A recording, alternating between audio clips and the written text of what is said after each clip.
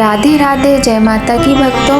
आप सभी का स्वागत करती हूँ स्पिरिचुअल ज्ञान साधना में और आप सभी से अनुरोध करती हूँ कि स्पिरिचुअल ज्ञान साधना को सब्सक्राइब कर लीजिए और बेल आइकन को प्रेस कर दीजिए ताकि आपको नई नई वीडियोस का नोटिफिकेशन मिल। प्रतिवर्ष देव दिवाली से एक दिन पहले वैकुंठ चतुर्दशी मनाई जाती है। वर्ष 2024 में इस वर्ष 14 नवंबर को वैकुंठ चतुर्दशी है।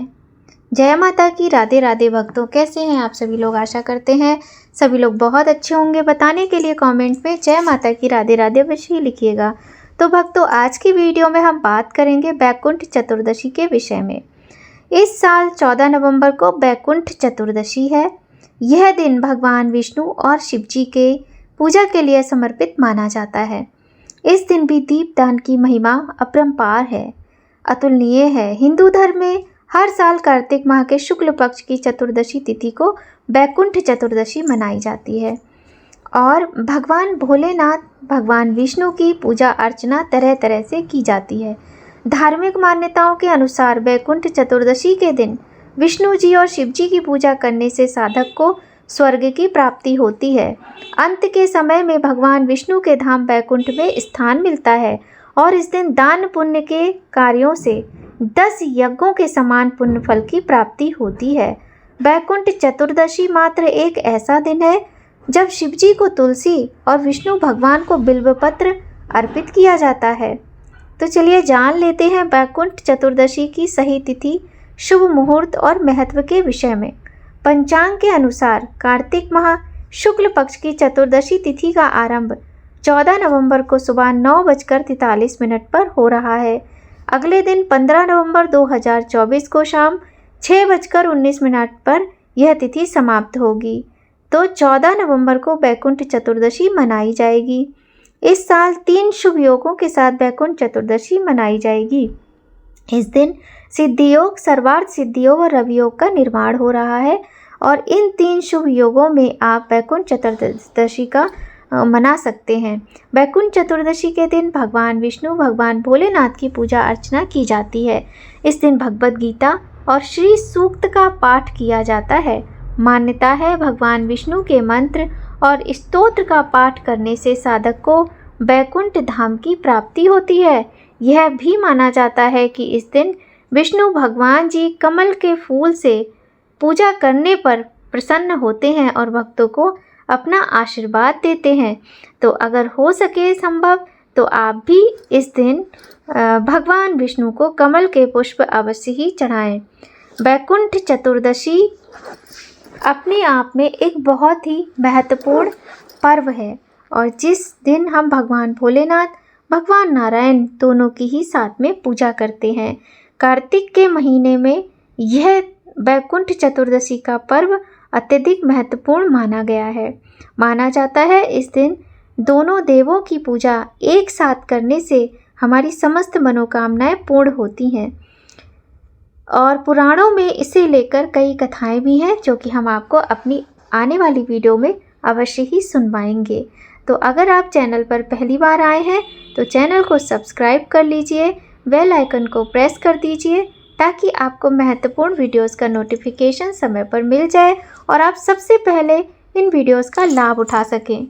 भगवान विष्णु और भगवान शिव की पूजा साथ में करने से दोनों देव प्रसन्न होते हैं। इस दिन पूजा पाठ, जप एवं व्रत करने से श्रद्धालु वैकुंठ की प्राप्ति करते हैं।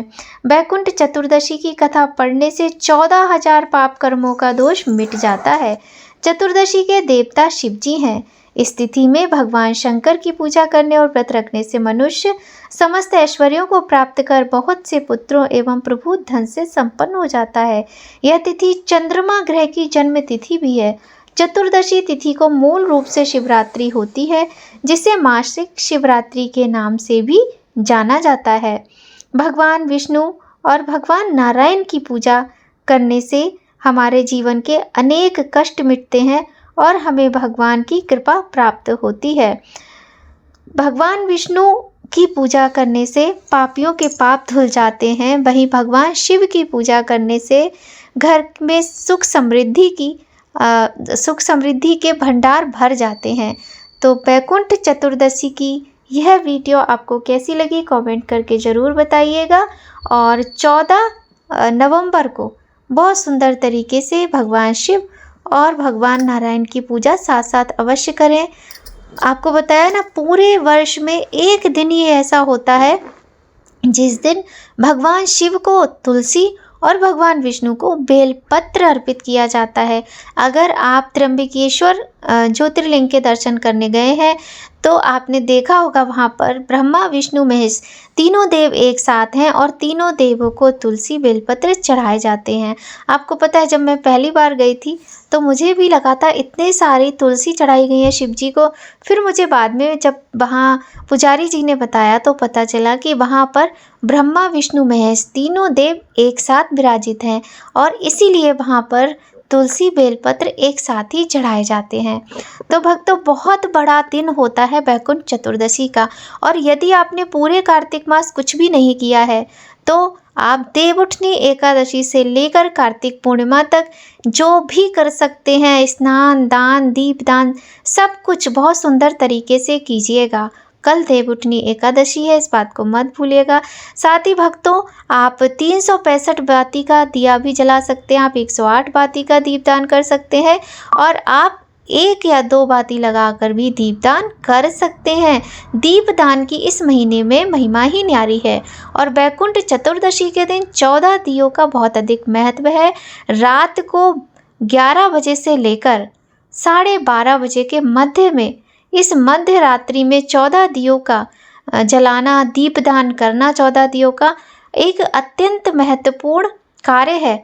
और यह करने से हमारे समस्त मनोकामनाएं पूर्ण होती हैं, हमें हमारे कष्टों से पापों से भी मुक्ति मिलती है।